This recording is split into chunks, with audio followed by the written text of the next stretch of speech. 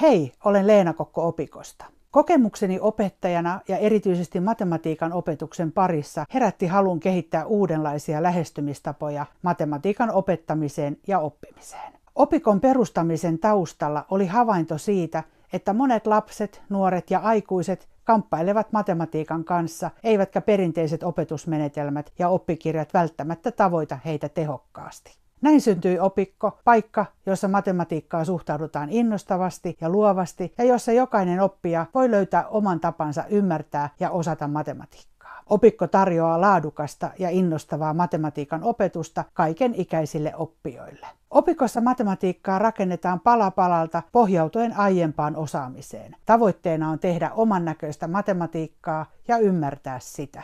Opikon tarkoitus on kaksijakoinen. Ensinnäkin tarjotaan opetusalan ammattilaisille uusia näkökulmia ja menetelmiä ja materiaaleja opettaa matematiikkaa innostavasti ja tehokkaasti. Toiseksi halutaan auttaa yksilöitä löytämään oman matemaattisen potentiaalin ja osaamisen, jonka päälle on helppo rakentaa uutta. Opikko on auttanut kaikenikäisiä henkilöitä, joilla on haasteita matematiikassa. Opikko haluaa myös korostaa oppimaan oppimisen taitojen merkitystä. Tulevaisuuden maailmassa tarvitaan jatkuvaa oppimista ja kykyä soveltaa oppimaansa eri tilanteissa. Siksi panostamme myös siihen, että oppijat kehittävät luovuutta, rohkeutta, sinnikkyyttä, keskittymiskykyä, tarkkaavuutta ja sosiaalisia taitoja matematiikan kontekstissa.